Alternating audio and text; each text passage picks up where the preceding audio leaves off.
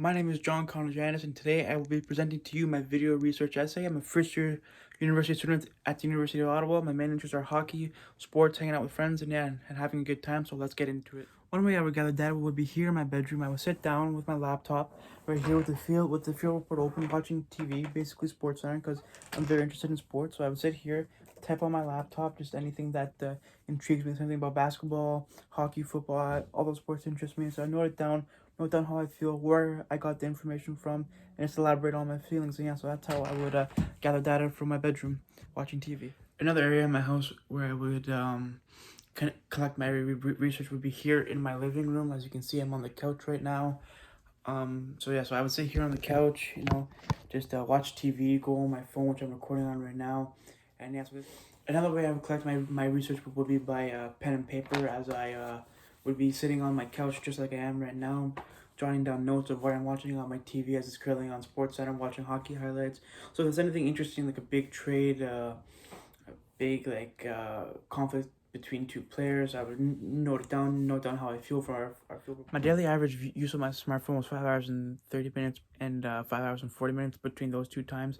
I don't believe that's bad, and I got some cutouts right here. So from 1 week was 4 hours and 17 minutes, 5 hours and 28 minutes, 5 hours and 44 minutes, and then 5 hours and 49 minutes. I don't believe that's too bad. I believe that's pretty good, and that's kind of where I want it, as I'm not spending too much time on my phone.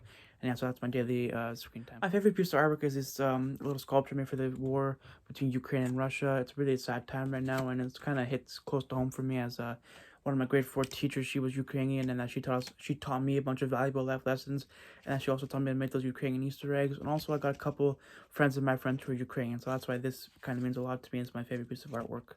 One way I would analyze my data would be by quoting my field report. So here I have one of my field reports. So I would go here. Here's a feeling of mine. I was scared. I highlight that in yellow. So I go over here, pick yellow, and then I would go over here, and then the way I got that, the way I felt like that was because of a TikTok I saw, or my TikTok feed in general. Then I would highlight that in red. And yeah, so that's how I would analyze my data. Then later on, I would go put it in my coding chart for my research report. One pattern that I found in my media consumption was that I love to consume a lot of news about sports, like whether it be the NFL, the NBA, the NHL, the NFL.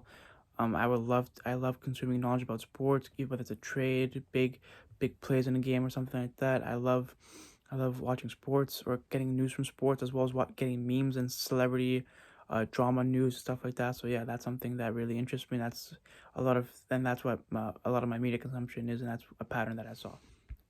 One thing that my analysis in section 10 taught me about me and my role is that I'm a very passionate person about my interests, like sports and giving people free speech. Like, I'm a very passionate Sens fan. I know the Sens really aren't doing too well. That's why in my field reports I get kind of passionate and talk about my feelings. And I'm also really passionate about free speech, as something that really interests me, and that's something I want to fight for in the future, as I believe everyone deserves free speech and the freedom to have a voice without being criticized. My research journey is important, as it's one of a kind. It's coming from me and me only.